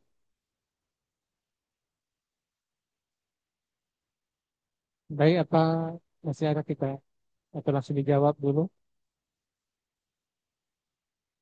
Oke, silakan Pak Dokter. Silakan dijawab dulu. Baru pertanyaan Baik, berikutnya. eh, terima kasih Prof. Sudirman, terima kasih juga Adik Simon ya untuk pertanyaan yang sangat bagus. Nah, dari sisi nanomaterial ini, memang saat ini kita masih dalam tahap research stage. Ya, jadi kalau adik lihat dalam aplikasi, ya, dalam dunia real itu kita semua masih dalam research stage. Kenapa? Karena memang tantangannya masih ada beberapa yang harus dilakukan. Dari sisi komersialisasi, dari sisi fabrikasi, dari sisi standar, ya. Karena kalau kita mau menggunakan teknologi baru itu harus ada standarnya sebelum teknologi itu bisa rilis. Nah, dalam 10 sampai 20 tahun ke depan, apakah bisa terjadi? Bisa, sangat bisa. Tergantung dari keseriusan semua negara dalam melakukan perumusan ya, kebijakan ya, dan juga dalam melakukan kolaborasi riset dan juga dengan kolaborasi dengan dunia industri. Indonesia sendiri kita lihat sudah serius ya dengan membuat hydrogen refueling station. Itu langkah yang sangat baik dari pemerintah kita. Artinya pemerintah kita tahu bahwa ini teknologi yang bisa diterapkan dan kita tinggal secara akademisinya ya, kita mendukung dari sisi riset, tetapi hasil-hasil kita memang harus disinergikan dengan industri dan juga kita butuh dukungan pemerintah untuk standar ya. Dalam 20 tahun saya percaya ya ini bisa ada peluang untuk terrealisasi ya. Baik. Jadi begitulah jawaban Bapak. Jadi ke depan hidup ini adalah sangat potensial untuk dikembangkan, terutama untuk di NTT ini banyak air. Ya. Air kan hidup kan terbuat dari air hidrogen. Air itu kan H2O. Kalau hilang O-nya menjadi H2. Oh, begitu kan? Iya. Mungkin ada lagi? Baik, ya, silakan. Saya kasih mic dulu untuk yang daring. Nanti silakan. Selamat siang. Sedikit bergeser. Ya, bergeser ke sebelah kiri. Selamat siang untuk kita semua. Terima kasih atas waktu dan kesempatan yang diberikan kepada saya. Perkenalkan, nama saya Samuel Kaja dari jurusan Teknik Mesin semester 6. Izin saya melihat tema kuliah umum kita hari ini, memajukan energi bersih dengan penyimpanan hidrogen berbasis nanoteknologi. Saya izin bertanya, yang pertama, Ba- bagaimana cara me- mengintegritas mengintegris igre- mengintegrasikan penyimpanan hidrogen berbasis nanoteknologi dengan sistem energi terbarukan untuk mencapai kemandirian energi. Yang kedua,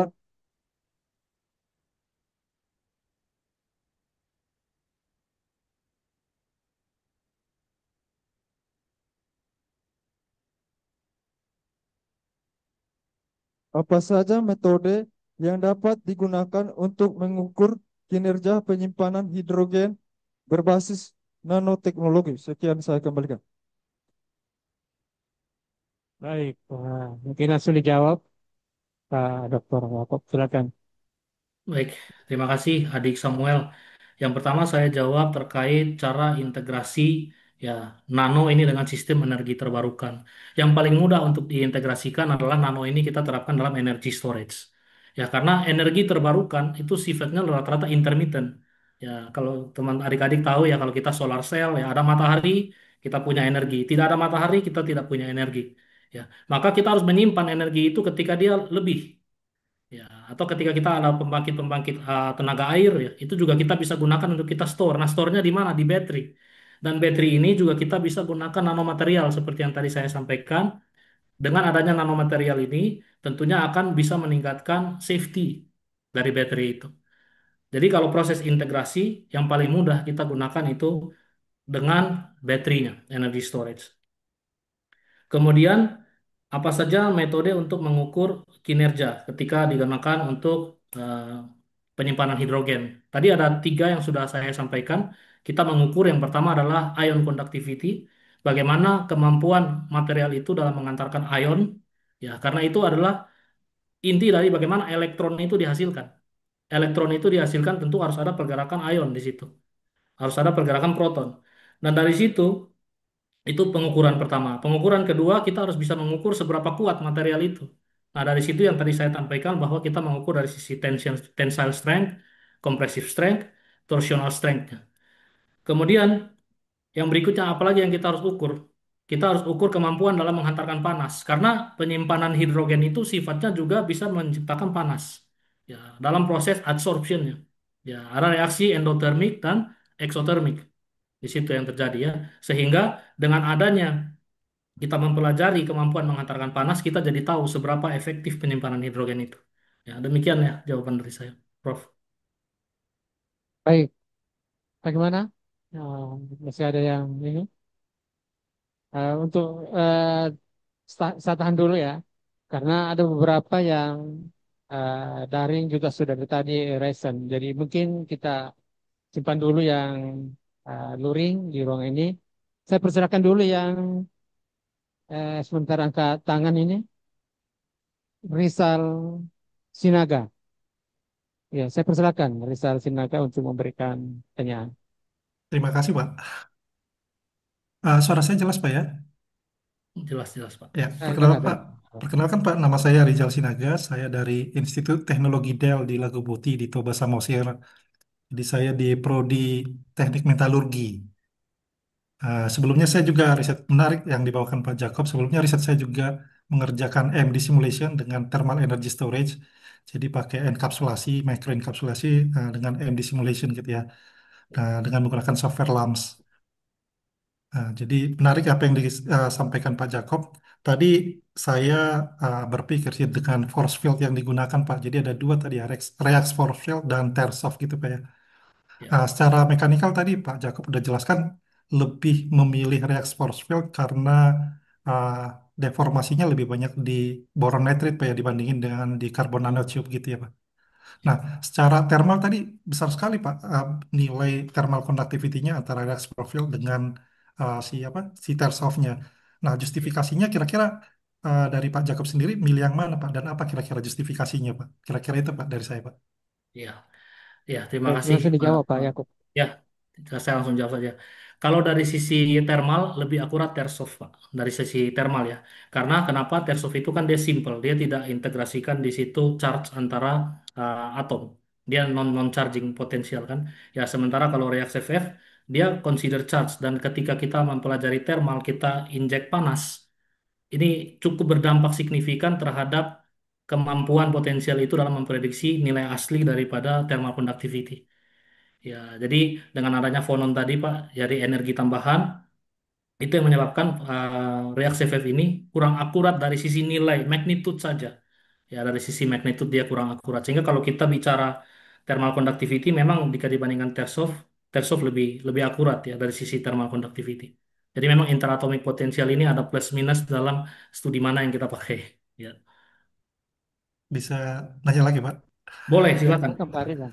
Silakan. Nah, berarti tadi dari mekanikal kan Bapak pilih reax force field Pak ya dibandingkan dengan Tersov. Sementara di thermalnya pilih Tersov dibandingkan reax force field. Jadi Ya. gimana mengcombine kedua force field ini Pak ya kira-kira? Apakah memang Ya. harus masing-masing untuk karakterisasi thermal atau mekanikal harus terpisah gitu? Ya, jadi saran saya dipisahkan. Kalau kita mau studi mechanical, ya kita bisa condong ke reaksi FF. Tapi kalau kita mau studi thermal, kita berbasis Tersov. Memang ada keunggulan reaksi FF dari sisi thermal, yaitu dia bisa melihat interaksi antara hidrogen dengan materialnya. Kan Tersov tidak bisa. Jadi kita kalau mau bicara kenapa studi saya masih pakai reaksi FF, walaupun saya tahu nilainya bakal tidak setinggi Tersov. Saya masih pakai reaksi FF, mempelajari thermal, karena Tersov tidak bisa mempelajari interaksi antara hidrogen dan material lain. Ya, nah sementara reaksi FF bisa. Jadi saya tidak ada pilihan. Saya tetap pakai reaksi FF. Yang penting polanya saya ketemu. Kalau ada hidrogen, apakah ada peningkatan atau penurunan. Nah, saya mau tahu kan itu. Kalau magnitude kan nilainya memang bisa bisa ada perbedaan. Itu aja sih, Pak. Terima kasih, Pak. Ya, Baik, sama-sama Pak Rizal. Pertanyaan luar biasa dan baik. salam untuk Ya, Pak teman-teman di Rizal. IT dan Ya. Ya. Berikutnya kami persilakan Arsel Arianto. Ya, silakan Pak. Oke, terima kasih Pak Jacob. Em, ya, perkenalkan nama saya Arslanto Pauribu. Saya lulusan dari Universitas Nusa Cendana yang juga saat ini menggeluti riset di bidang fuel cell. Em, saya ingin bertanya beberapa hal tadi. Bapak menyampaikan banyak hal sekali, tapi saya ingin fokus pada konduktivitas lithium dan juga yang di awal tentang apa namanya fuel cell.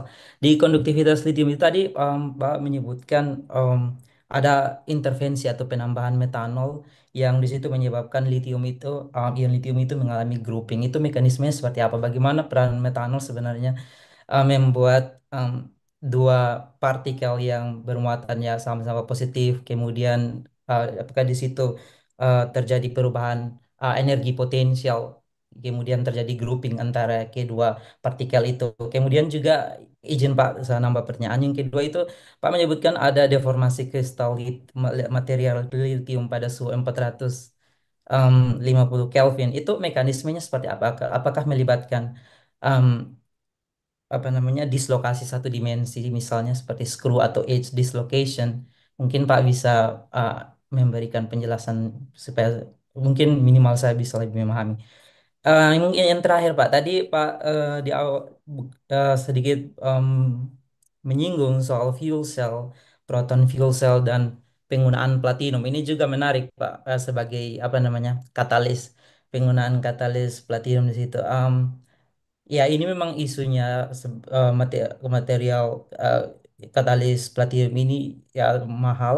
Tapi kalau misalnya dalam inovasi-inovasi terakhir, eh, khusus mungkin dari hasil riset atau penelitian yang Bapak lakukan, apakah ada misalnya em, material baru, katalis-katalis baru dengan turnover eh, yang juga baik, ya, ya mungkin mendekati platinum untuk hydrogen evolution reaction-nya. Mungkin seperti itu, Pak. Terima kasih. Baik, langsung dijawab Pak. Ya, ya, Pak. ya baik. Terima kasih Pak Arsel ya. Ini pertanyaannya juga menarik ya. Saya harus share screen ya untuk menjawab pertanyaannya Pak Arsel ini. Jadi saya share screen dulu untuk yang clusteringnya.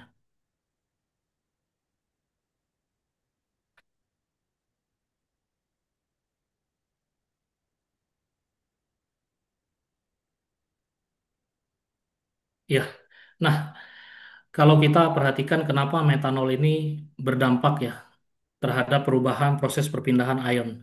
Nah di sini kalau kita lihat atom-atom Li ini yang berwarna kuning, dia akan loncat kalau tanpa metanol itu berdasarkan lokasi binding sites. Nah, lokasi binding sites itu berada di dinding-dinding atau di struktur kristal ini. Nah, ketika kita introduce ya metanol, posisi metanol contohnya yang ini ya. Ya, posisi metanol di sini ya, ini dia blocking ya. Dia melakukan blocking terhadap lintasan ya, lintasan binding sites yang seharusnya bisa dicapai oleh Li ini. Ya. Nah, kalau terkait dengan bagaimana muatan yang sama itu dia bisa sama mendekati saling grouping, nah itu memang studi lebih lanjut itu harus dilakukan. Dengan metode ini saya tidak dig deeper ke sana, tetapi saya melihat adanya pendekatan ini terjadi karena posisi mereka yang berdekatan. Ya, posisi antara Lee karena ini saya spesikan mereka, ya saya tempatkan posisi awalnya seperti ini. Ya. Ini posisi awal di simulasi awal. Ya, jaraknya anggaplah seperti ini. Nah, ini yang terjadi adalah ketika adanya metanol tadi ya, dia mendorong ya atom yang terdekat untuk ke sini ya. Yang dari yang pertama ke sini ya. Dan yang kedua ke sini. Ya. Tetapi kita juga tidak tahu apakah ini akan seperti ini seterusnya jika saya misalnya tambahkan atomnya menjadi 6, menjadi 8, menjadi 12. Ya, karena keterbatasan computational resources yang kita punya ini saja sudah ratusan jam ya yang kita habiskan ya resources kita dengan superkomputer sehingga ini belum belum memungkinkan untuk studi dengan atom yang lebih banyak untuk mendapatkan conclusion yang valid terkait pertanyaan tadi. Jadi kita hanya baru bisa menyimpulkan saat ini bahwa memang ada clustering ya, ada clustering seperti ini terkait perubahan muatan itu belum kita studi dengan metode yang lebih lama, lebih dalam itu kita perlu di FT method di situ ya. Density functional theory dan juga itu perlu computer resources yang juga sangat besar. Dan itu jadi pertanyaan yang menarik yang mungkin bisa kita address nanti di studi kita berikutnya di masa depan. Jadi ini saya justru dapat insight ya dari dari Pak ini ya. Sehingga itu bisa menjadi penelitian kita ya di masa depan nanti yang bisa kita gali lebih dalam. Itu pertanyaan pertama. Nah, pertanyaan kedua terkait Izin dengan Pak, bisa saya ya, eh, eh, saya mau konfirmasi dari jawabannya Pak, boleh? ya boleh boleh. Oke, terima kasih Pak. Itu tadi Pak menjelaskan kalau ada grouping, itu apakah ada juga studi terkait dengan energi potensialnya? Maksud saya seperti ini, seberapa besar sebenarnya signifikansi dari metanol itu membuat kedua partikel bermuatan itu grouping? Apakah ada parameternya misalnya jarak antara kedua nuklir atau kedua inti itu berapa persen menjadi mendekat dengan intervensi dari metanol? Ya, nah itu pertanyaan yang sangat bagus yang nanti semoga bisa saya jawab dengan metode DFT ya. Karena saat ini kalau dengan MD simulation yang saya lakukan saat ini belum bisa termapping sampai sedetail itu dengan yang saya gunakan ya. Ya. Kemudian saya bisa lanjut ya. Ya, saya lanjut dengan pertanyaan kedua terkait dengan deformasi ya. Deformasi itu gambarnya yang tadi adalah ini. Oke.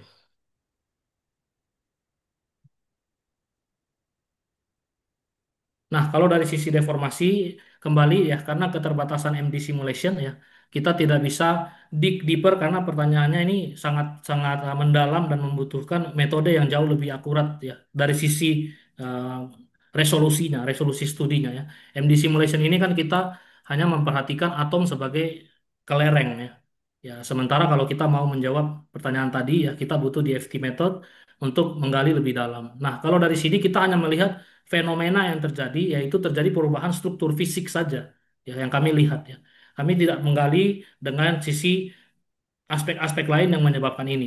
Yang murni yang kami lihat adalah karena perubahan temperatur. Temperatur meningkat, otomatis ada energi yang meningkat, dan itu bisa menjadi perubahan struktur material. Dan ini terbatas sampai di sini.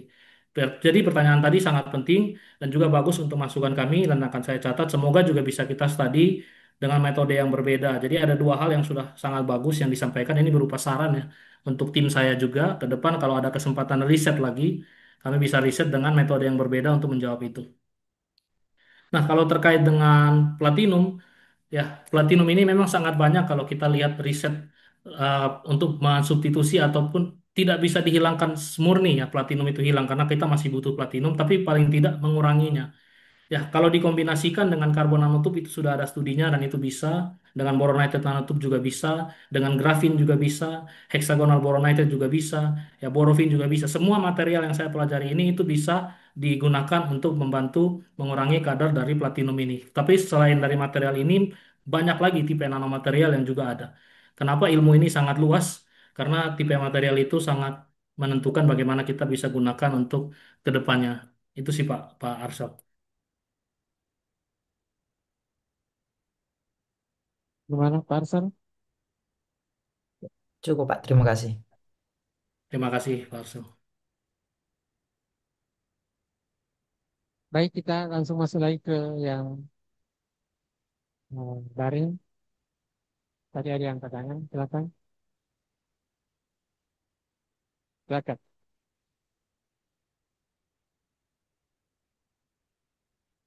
Baik, terima kasih atas waktu dan kesempatan yang diberikan. Perkenalkan, nama saya Cici Tamela dari Prodi Teknik Elektro semester 6. Di sini saya akan bertanya, bagaimana ketahanan nanomaterial terhadap degradasi atau penurunan kualitas jangka panjang dalam lingkungan yang ekstrim seperti panas, kelembapan, dan tekanan tinggi yang umum terjadi pada kendaraan. Terima kasih.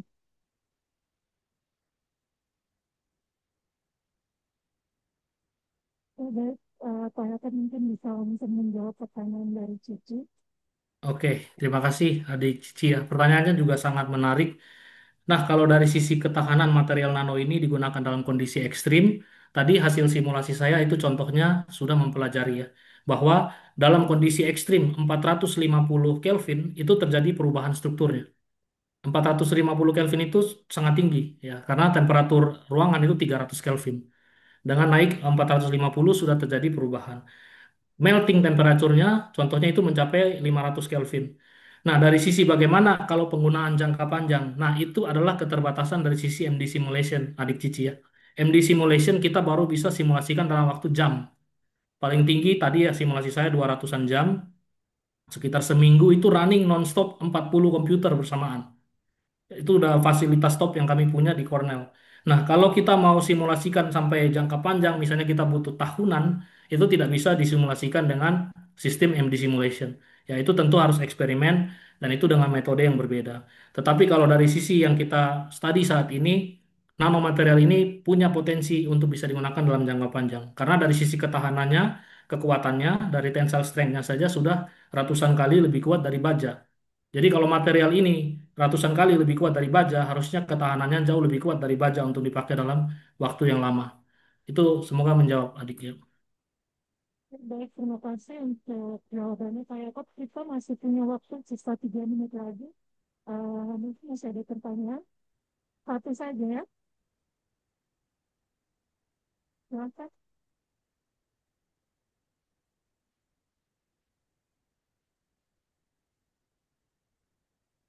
Silakan perkenalkan. Baik, selamat siang semuanya. Terima kasih atas waktu dan kesempatan yang diberikan kepada saya. Sebelumnya saya mau memperkenalkan diri dulu. Nama Gusyo Tajahana, asal teknik elektro. Terkait dengan tema perkuliahan umum hari ini, memajukan energi bersih dengan penyimpanan hidrogen berbasis nanoteknologi. Jadi nanoteknologi ini sudah ditemukan tahun 1959 oleh Richard Feynman dan kemudian diperkenalkan di New York University. Nah, yang saya pertanyakan ini terkait dengan desain desain ini hidrogen, tangki hidrogen.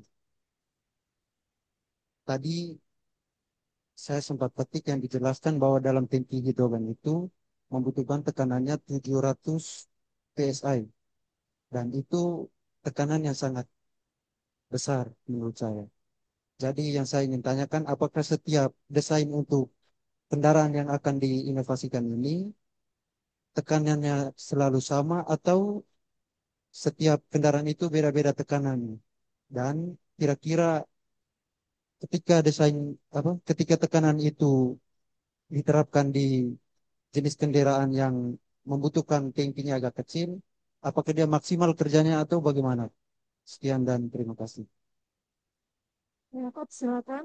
Ya, baik saya langsung jawab. Ini juga pertanyaan yang sangat menarik ya adik ya.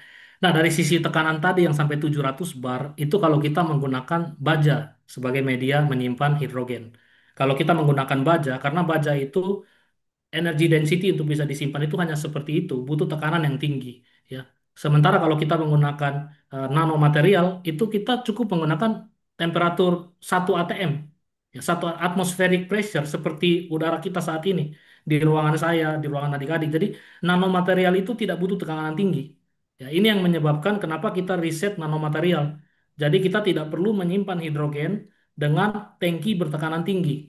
Tangki bertekanan tinggi itu hanya digunakan kalau penyimpanannya menggunakan tangki steel. Kalau kita menggunakan nanomaterial, kita tidak membutuhkan high pressure. Nah, itulah yang membuat material ini jauh lebih aman, safe. Kita driving mobil kalau energi storage-nya, hidrogennya menggunakan nano kita tidak takut meledak. Ya, karena temperaturnya itu di suhu 1 atm. Itu adik ya. Semoga menjawab. Baik, dengan demikian sesi tanya jawab sudah berakhir. Eh, Selanjutnya, closing statement bisa diberikan oleh Pak Yakob. Oh, dari saya. Ya, ya saya berterima kasih banyak untuk Nusa Cendana, Pak Almido, dan juga Ibu Sekprodi. Terima kasih sudah mendukung ya acara ini. Aminef ya luar biasa dukungannya. Adik-adik juga ini saya lihat dari berbagai prodi ya, berbagai prodi di Undana. Kemudian Bapak Ibu dosen yang juga tadi hadir baik secara online, secara daring. Terima kasih banyak dari Budi Dharma juga. Thank you sudah hadir. Ya semoga ini memberikan ya sesuatu lah buat kita dalam ke depan apa yang kira-kira teknologi yang bisa kita kembangkan. Demikian dari saya. Terima kasih.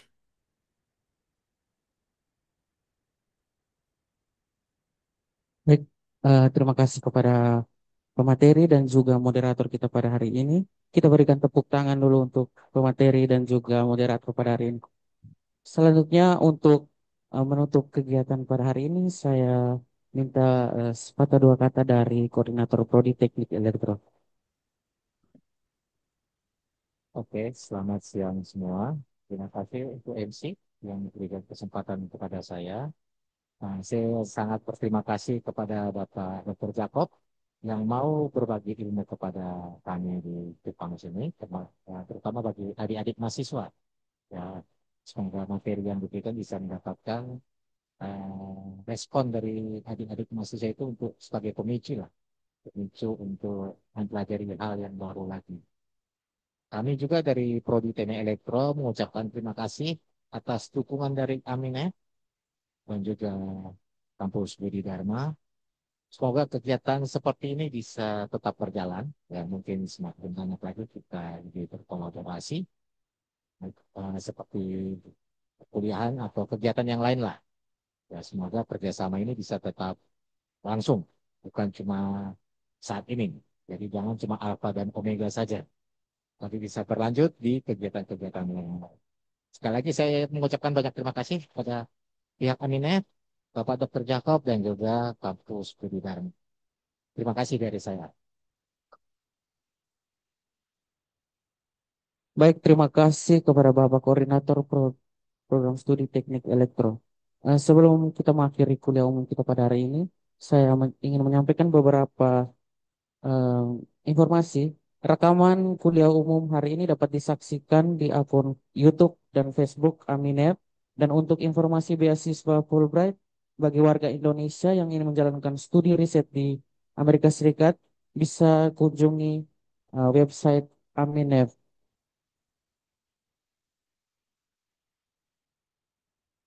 Oke, mungkin eh, dari perwakilan Aminef kami berikan satu dua kata kepada mahasiswa atau para hadirin yang pada hari ini hadir. Baik, terima kasih banyak kepada rekan-rekan di Undana. Ini adalah akhir dari acara Fulbright Research Presentation. Tentunya kami mengucapkan sekali lagi terima kasih banyak kepada Dr. Jacob Detan yang telah memaparkan risetnya dengan tema energi bersih.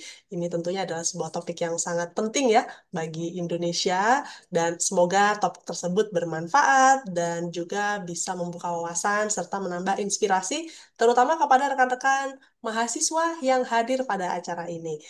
Rekan-rekan mahasiswa dari Universitas Nusa Cendana atau juga Universitas Budi Dharma ataupun rekan-rekan lainnya yang telah hadir bersama kita semua pada acara di pagi hingga siang hari ini. Semoga uh, ini bukan acara yang terakhir ya. Aminef bekerja sama, berkolaborasi baik dengan Undana maupun dengan Universitas Budi Dharma. Kami terbuka untuk adanya kerjasama yang lainnya. Tentu nanti kita bisa berbicara lebih lanjut setelah acara ini mengenai kesempatan tersebut. Dan akhir kata mungkin kalau dari Aminef, mohon maaf sebesar-besarnya apabila terdapat kesalahan pada saat tutur kata ataupun perbuatan selama persiapan acara. Dan terima kasih juga sangat banyak kepada tim panitia di Undana yang telah menyukseskan acara ini berlangsung secara hybrid. Dan tadi juga mengulang informasi yang telah disampaikan oleh MC. Untuk rekan-rekan yang ingin mengelola atau mengeksplorasi kesempatan-kesempatan untuk studi di Amerika Serikat, baik itu untuk jenjang S2 ataupun jenjang S3, atau rekan-rekan yang ingin melakukan penelitian pasca doktoral di Amerika Serikat seperti halnya Dr. Jacob Detan melalui program Fulbright Visiting Scholar, boleh sekali nanti silakan masuk ke laman Aminef di www.aminef.or.id untuk bisa menjelajahi kira-kira peluang apa yang tersedia untuk Anda. Kalau misalkan sudah menemukan program yang tepat, boleh nanti mengunjungi akun YouTube Aminef Fulbright Indonesia untuk bisa mengeksplorasi rekaman acara daring yang telah kami lakukan sebelumnya, sehingga Anda bisa mempersiapkan diri dari jauh-jauh hari, serta mendapatkan perspektif atau wawasan dari berbagai alumni yang berbeda untuk program yang nantinya Anda ingin lamar. Demikian dari saya, terima kasih banyak untuk kesempatannya. Saya kembalikan kepada tim di Undana. Silakan. Baik, terima kasih Ibu Mita. Eh, Minta maaf, Ibu ini bisa memimpin untuk foto bersama. Oke, baik. Kalau begitu kita akan melaksanakan sesi foto bersama ya. Saya akan bantu, tim kami akan bantu untuk screenshot atau tangkap layar di sini.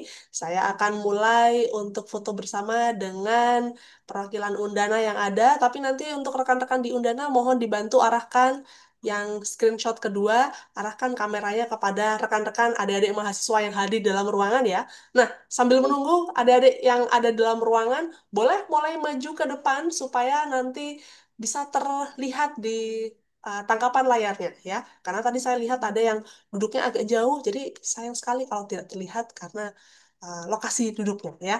Oke, saya akan mulai untuk tangkapan pertama yang pertama. Baik, wah ini rekan kameramen uh, gercep ya. Siap, saya akan mulai. 3, 2, 1. Oke, baik. Terima kasih banyak untuk partisipasinya. Nah, kita mulai kameranya berpindah ya ke rekan-rekan mahasiswa. Ya, boleh sekali rekan-rekan semuanya untuk bisa memposisikan diri. Jadi, terlihat nanti wajahnya di layar. Boleh diisi tempat duduk yang bagian depan. Nah, baik. Perjalanan virtual ke Undana untuk saya sendiri ini seperti kilas balik ya, karena beberapa kali sempat ke Undana menghadiri acara yang diadakan oleh Kantor Urusan Internasional. Semoga kedepannya ada kesempatan lagi untuk bertemu dengan rekan-rekan Undana di acara tatap muka, luring. Oke, sudah siap semuanya ya, rekan-rekan mahasiswa. Yang duduk di bagian belakang boleh sambil berdiri mungkin, sehingga nanti wajahnya terlihat. Ayo, silakan. Nah, oke. Baik. Untuk rekan kameramen, bolehkah diperlihatkan lebih dekat lagi kameranya, di zoom in? Nah, oke, siap. Baik. Oke, kami akan mulai lagi ya untuk hitungan mundurnya. Yang semangat semuanya. Oke, 3, 2, 1. Luar biasa. Terima kasih banyak dan izin nanti untuk fotonya kami unggah ke akun Flickr Amineh Fulbright Indonesia sehingga rekan-rekan juga bisa mengunduh foto tersebut ya. Terima kasih banyak rekan MC. Kami kembalikan kepada Anda di ruangan. Baik, terima kasih Ibu Mita. Em, Akhir kata, saya mengajak kita semua untuk menjadikan ilmu dan teknologi sebagai alat perubahan positif, serta terus menjaga semangat untuk memajukan energi bersih demi masa depan yang lebih baik. Saya Lino, pamit undur diri. Mohon maaf jika ada hal-hal yang kurang berkenan. Terima kasih atas perhatian dan kerjasama Bapak Ibu mahasiswa serta semua peserta kuliah umum hari ini.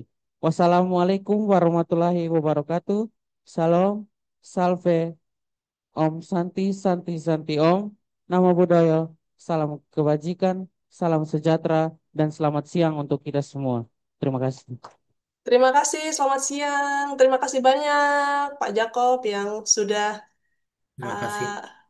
uh, berjaga ya di malam hari saat ini di Amerika Serikat. Selamat beristirahat.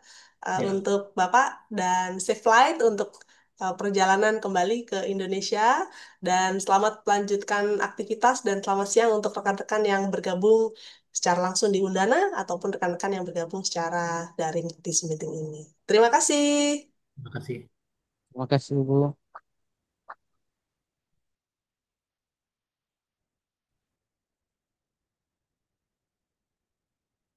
Saya mengundang Bapak Ibu dosen yang ada di sini untuk hadir di depan kita ambil foto